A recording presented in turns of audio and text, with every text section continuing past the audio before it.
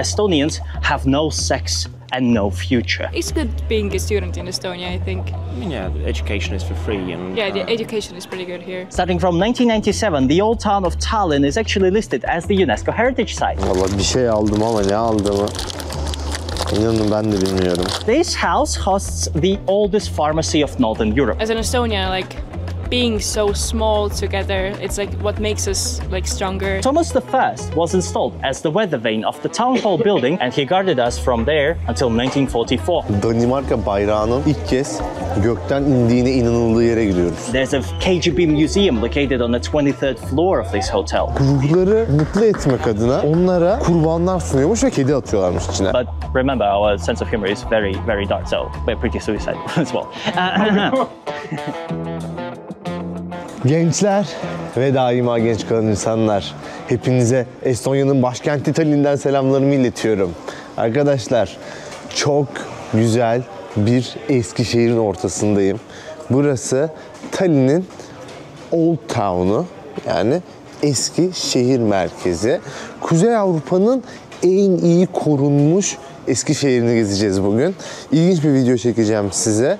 Arkadaşlar, eğer ki yolunuz Tallinn'e düşerse veyahut da düşmeyi planlıyorsa ya da sadece merak ediyorsa bu videodan çok şey öğrenebileceksiniz. Size bir seyahat rehberi hazırlamak istiyorum. İlk önce sokakları gezeceğim. Bildiğim kadarıyla size tarihini anlatmaya çalışacağım. Bir tane de rehber arkadaşla anlaştık bununla birlikte. Nedir bu? Bazı şehirlerde arkadaşlar, Avrupa'da free walking turlar yapılıyor. Yani ücretsiz bir şekilde biri size şehri anlatıyor. Böyle bir grup olarak sizi toparlıyor ve şehri anlatıyor. Bittikten sonra da işte gönlünüzden ne koparsa bir para atıyorsunuz ortaya. Ben de dün buradaki bir internet sitesinden free walking tur, yani ücretsiz şehir turu buldum. Dedim ki yarın ben gelip sizin turunuza katılsam, video çeksem olur mu? Olur dedi. Ben de bak burada Atamantırköy'ün üstüne herhalde. Şurada bir adam anlatıyor. Gördünüz mü? Bu ücretsiz tur da olabilir, ücretli tur da olabilir.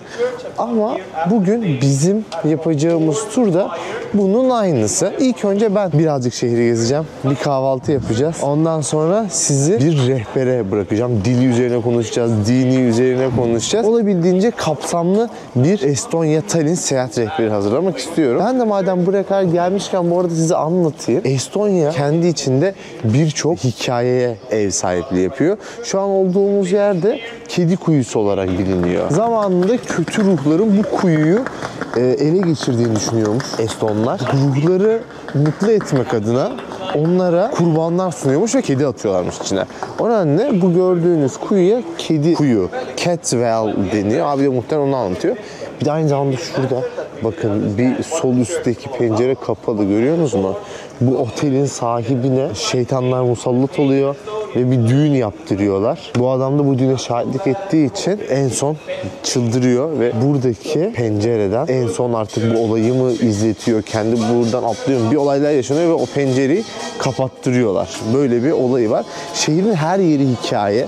Size her geldiğimiz yerde bir şeyler anlatacağım. Özellikle mimari muazzam arkadaşlar. Burada gördüğünüz evlerde şu eski dokuyu hep korumuşlar. O nedenle şehirde birçok hikaye var anlatılabilecek. İşte bu anlattığım kedi kuyusu, hatta işte şeytanın düğününü yapan otel sahibi gibi birçok hikaye dinleyeceğiz ve öğreneceğiz. Ama öncelikle ben biraz açım. İlk bir kahvaltı yapmak istiyorum. Bir markete girip böyle bir 2-3 liraya bir kahvedir, bir kruvasandır atsam aslında beni ihya eder. Burada aslında varmış bir market. Marketime gireyim. Böyle 2-2,5 liraya küçük kahvaltılık şeyler var ama mesela bunun ne olduğunu hiç anlamadım.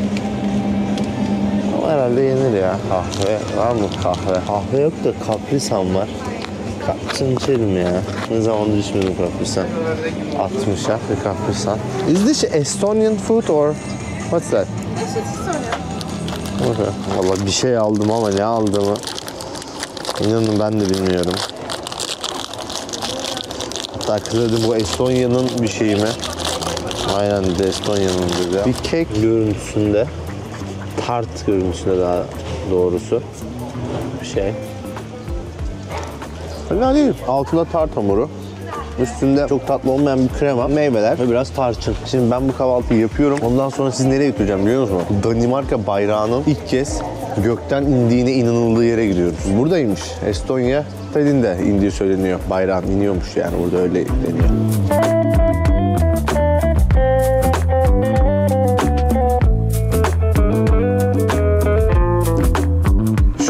Masalsı ellerin arasından içeri doğru giriyoruz. Nasılmış? Anlat bakalım bize Arda diyorsanız. Yavaş yavaş yukarı doğru çıkıyoruz. İlk önce bir Tallinn'i açalım. Tallinn şehri Tallinn'de kelimelerinden gelmiş. O da Danimarka şehri demek. Tallinn'de falan, bunlar en sonunda Tallinn olmuş. İşte Simirna nasıl İzmir olmuşsa burada da böyle bir durum var. Şimdi nasıl Danimarka şehri demek Tallinn, hem de Estonya'nın başkenti derseniz, bakın geldiğimiz yerde, burası hemen arkası Danimarka bahçeleri. Burada hemen bir tane Danimarka kralının sembolünü ve de bayrağını görüyorsunuz. Yerde de bakın Danimarka'nın bayrağı var. Şimdi anlatılana göre 13. yüzyılın başlarında Danimarka buraya geliyor, savaşıyorlar falan. Yenileceklerini anlayınca da Estonyalılar diyor ki, Estonlar, tamam diyorlar, yenildik, yiyip içelim, bir şeyler yapalım. Savaştan sonra işte yiyip içiyorlar derken çok zor bir anda, çok rahat olduğu bir anda Estonlar bunlara tekrardan silah çekiyorlar ve orada kral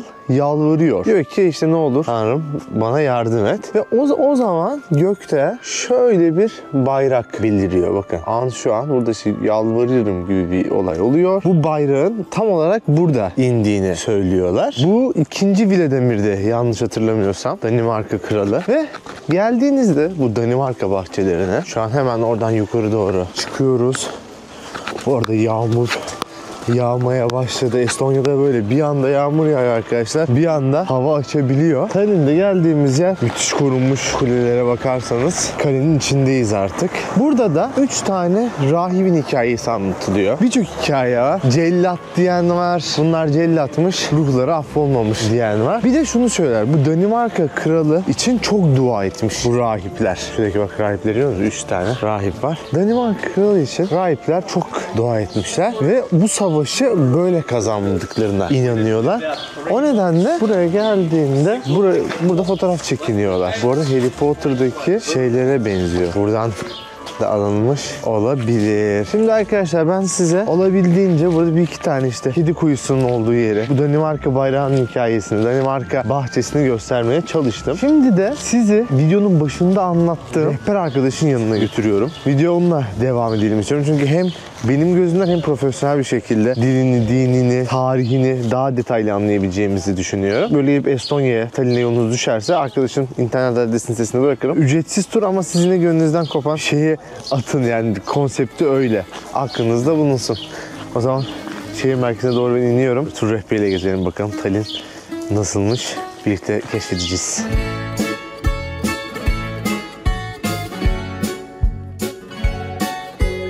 Yanımda Glenn var, right? Gleb. I'm sorry. Gleb burada ücretsiz turlar yapıyor. Bir internet sitesinden buldum kendisini. Ne yapacağız? Bugün buradaki görülmesi gereken binaları, kiliseleri, yolları, kaleleri birlikte tanıyacağız, birlikte göreceğiz. Yanımızda bir tur rehberi olduğu için de size en doğru yerden bahsetmek istiyorum. Can you tell us what is that free walk and what do you do here?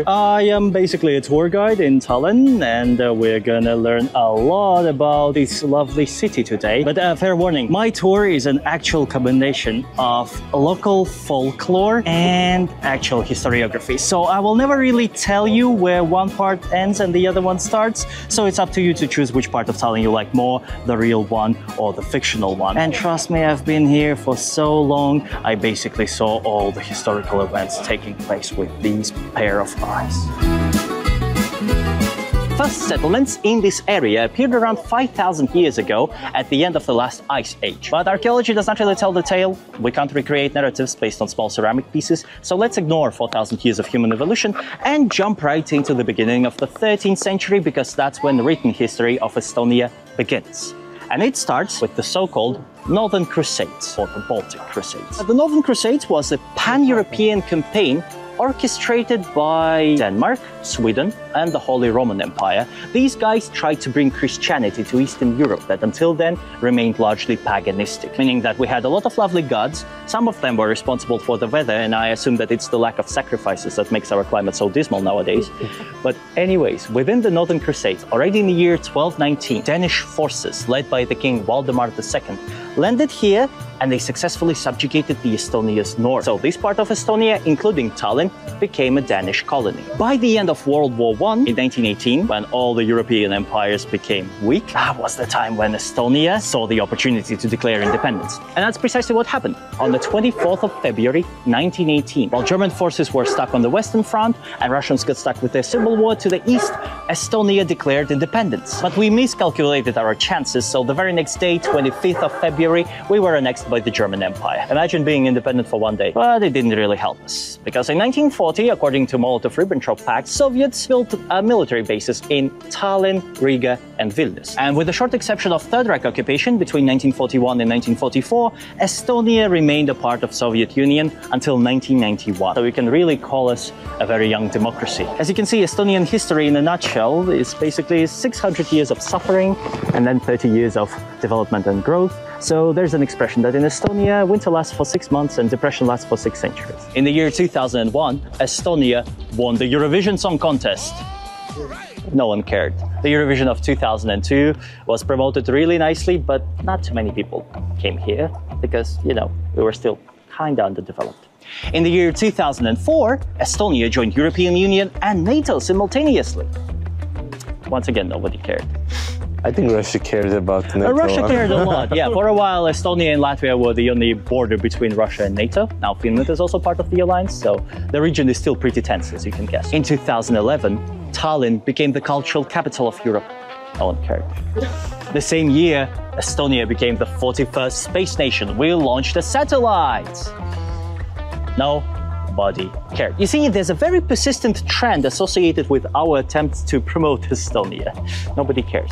And this year, 2024, Tartu, the second largest city of Estonia, is actually the cultural capital of Europe. So feel free to visit our southern neighbor. And today, Estonia is the most digitalized nation in Europe. You can vote online starting from the early 2000s. You can pay your taxes online. You can evade your taxes online. You can register your business online within 15 minutes, which makes Estonia extremely appealing for international startups. Over 1,400 of those currently work in here, and Estonia is where Skype, Bolt, and Wise are originally from. So if you ever use these services, thank you very much for contributing to our GDP. Which ones? Skype, Bolt, and Wise. As I said, Estonia was firstly mentioned within the Northern Crusades, and once the Crusaders arrived, they started building these lovely churches to propagate Christianity. But Estonians had their own system of beliefs. They had different gods, remember? What was the benefit for an average Estonian to attend this church? None. Not dying?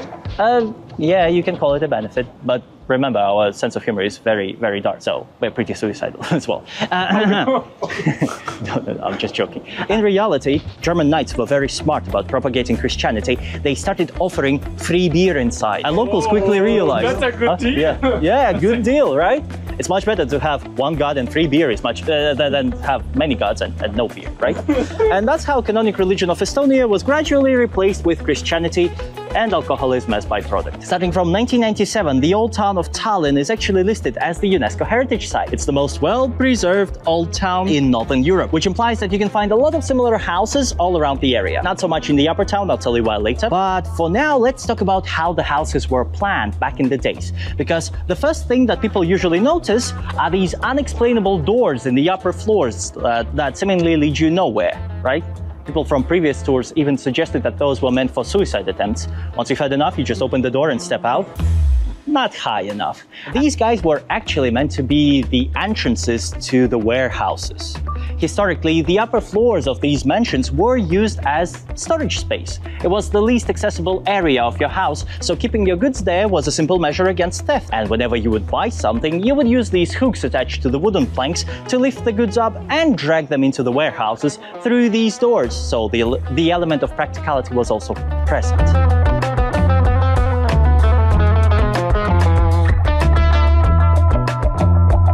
A few words about the Estonian national flag. As you can see, it consists of three colors, blue, black and white. The blue stripe at the top represents the Nordic sky and peaceful, prosperous future. The black stripe in the middle represents our national soil and tragic national past of Estonia. Might also be a reference to our sense of humor, not so sure about that. The white stripe at the bottom is supposed to symbolize Estonians striving towards enlightenment. But in my opinion, a more matching explanation is that winter in Estonia lasts for 6 months. So it's just snow. Actually, if you're traveling through a rural area of Estonia, anywhere between November and April, you can see this flag all around you. It's blue sky, dark forest with no greenery, and white snow till the horizon. So it's also pretty representative of our national landscape. Pink Palace itself is actually depicted right here. It's the structure that is attached to the castle, the medieval castle. And this palace was constructed in 1760 as the first wave of Russification campaign. It was meant to be the residence of the Estonian governor. So all the noble families of Estonia had to attend this palace to pay taxes to the Russian crown. The St. Alexander Nevsky Cathedral. It was constructed between 1894 and 1900 in what is claimed to be the Neo-Byzantine style, meaning that it generally got inspired by the heritage of the Eastern Roman Empire. And yet, despite this abundance of churches, Estonia is one of the least religious countries in Europe. According to 2021 census, if I'm not mistaken, 71% of total population did not believe in God. Arkadaşlar güzel anlatıyor da size şöyle bir kısaca bölmek istiyorum. YouTube bu videoların daha fazla kişiye ulaşması için diyor ki eğer diyor videoyu beğendilerse beğen butonuna bassınlar diyor. Beğenmedilerse tabii ki de beğenme butonuna bassınlar. Sen de öğren diyor. Yani ben de arkadaşlar öğreneyim. Böyle içerikler devam etsin mi etmesin mi? O nedenle beğen butonuna basarak videoyu destekleyebilirsiniz. Kanala abone olmadıysanız da abone olmanızı rica ediyorum sizden. Ben yakalayayım hemen rehbere devam ediyoruz.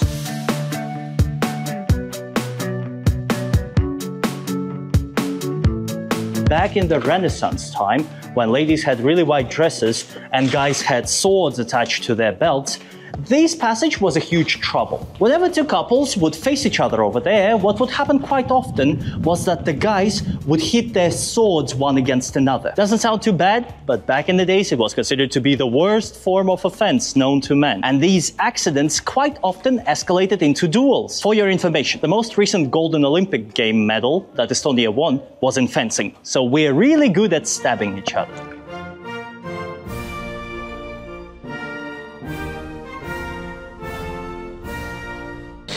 And this narrow passage over there managed to reduce the population of local nobility so badly, they had to introduce a law on how you're supposed to pass. According to the law, when two couples faced each other there, the older couple would come first. Sounds reasonable, doesn't it? But that implied that you had to either ask each other's age, which is impolite, or assume the other couple's age. And, you know, if you assumed it incorrectly, that's a pretty bad insult. So this law actually increased the number of duels. But thankfully, we no longer carry swords around, so it's pretty safe.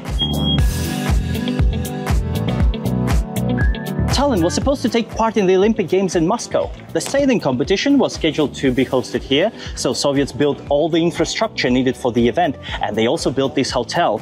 They expected a lot of tourists to come, and they were so proud of what they built, they issued a postage stamp with this hotel. It's a very big deal for Soviets, as you can guess. But just 1 year before the Olympic Games, Soviet Union invaded Afghanistan, so the majority of nations simply boycotted the event. That hotel ended up being a huge waste of money on Soviet behalf, but to this day it remains a pretty lovely hotel. And there's a KGB museum located on the 23rd floor of this hotel. So if you want to know more about the Soviet Secret Service, that's where you can learn a lot about it. Right next to this hotel, there's a shopping mall called Viru Keskus, and this shopping mall hosts what was voted the best bookstore in the world during the London Book Fair of 2022. And the most important observation that you can make, this tower with a golden globe right in front of all the skyscrapers. On top of that golden globe, you can see a figurine of a person holding a flag. Back in the medieval times, when life used to be boring, local noblemen entertained themselves by participating in all sorts of competitions. Just think about it. Books were expensive, television and internet did not exist in the first place. You had to get something out of it, right? So in the middle of the 15th century, there was a competition where all the noblemen had to hit a small figurine of a bird with an arrow from a bow. But all the noblemen failed to do that. However, there was a peasant boy named Thomas who volunteered to try. They gave him one arrow as a form of mockery, and he nailed it first try. But since he was a peasant boy, no one wanted to give him money he won. They decided to award him by making him an honorable guard of Tallinn. So Thomas became a soldier, served for several decades, became the favorite guardian of all the kids. So when he passed away, kids kept asking their parents, "Where did old Thomas go?" To which parents had to come up with this tale that Thomas was still guarding us from above, and if you would behave properly, he might leave you a nice treat underneath your pillow. So Thomas became the tooth fairy of Tallinn. But you know, kids are very skeptical of what their parents tell them. They need physical evidences. Thomas I was installed as the weather vane of the town hall building back in 1530, and he guarded us from there until 1944. Thomas II, installed in 1952, also guarded us for several decades, but because of corrosion, we had to replace him. He's now in the City Lifestyle Museum of Tallinn. Currently, Thomas III, installed in 1996, guards us from above. But actually, there's a superstition that if you see Thomas first time and he's looking your way, that means that you received a blessing from Thomas. Your exploration of Tallinn is blessed by him. He will not defend the city from you, so it will go smoothly and pleasantly. And guess what? We are very lucky. He's looking our way.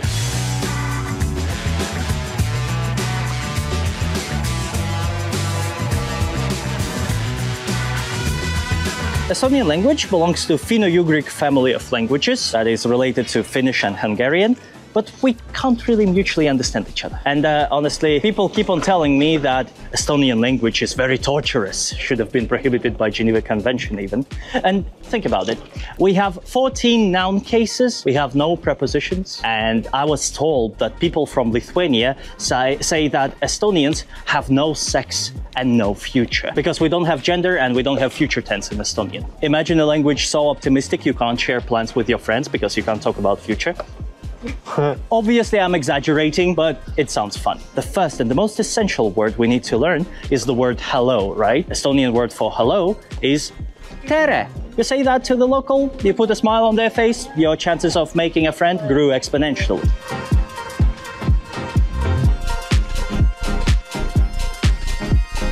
Arkadaşlar tur artık yavaş yavaş bitiyor. Böyle son bir soruları alıyor. Ben de bu arada insanlara hem buradaki yaşamla ilgili birkaç tane soru sormak istiyorum. Ve sizin de merak ettiğiniz sorular oluyor. Bizim rehber son kapanışını yaparken bize biraz Türkiye ile ilgili ve bu Estonya'daki yaşamla ilgili bilgilenelim bakalım. Hello. Hello. Hi. Where are you from?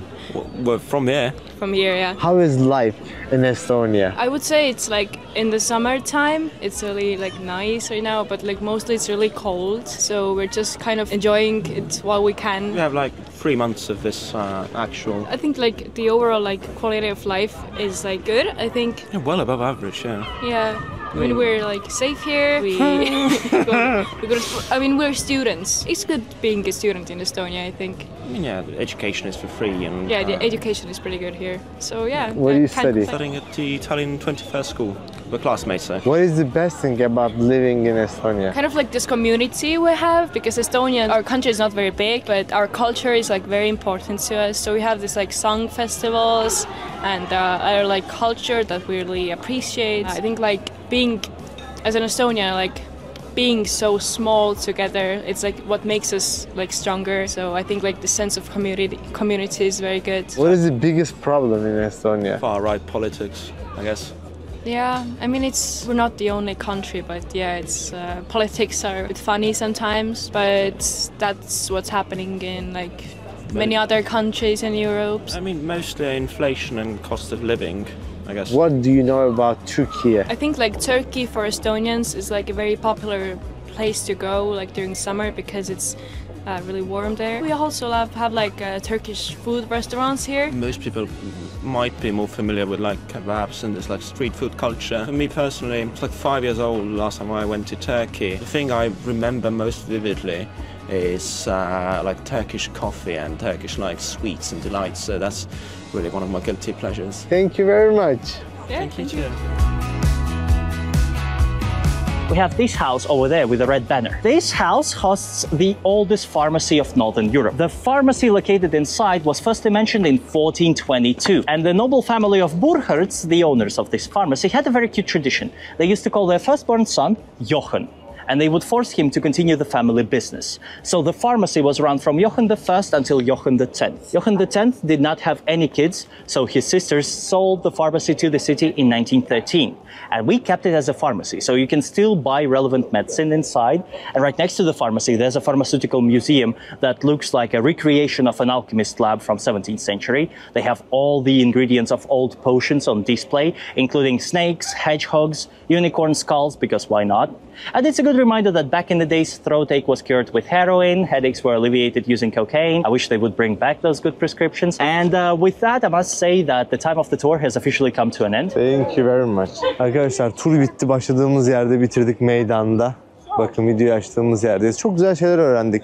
Dilinden, dininden, görecek yerlerden, kendi hikayelerinden bahsettik. Ve artık bugün bu videonun sonuna geliyoruz. Siz olabildiğince arkadaşlar profesyonel bir şekilde Tallinn'i bir seyahat rehberi haline getirmeye çalıştım. Siz de bu tura katılmak istiyorsanız, sponsorlu bir şey değil bu. Sağ olsun, ben internetten buldum, dedim böyle bir video çekebilirim. Çekebilirsin. O da teşekkür etti hatta yani çektiğim için. Bugünlük böyle geçti. Kendinize iyi bakın. Bir sonraki bölümde görüşmek üzere. See you, goodbye.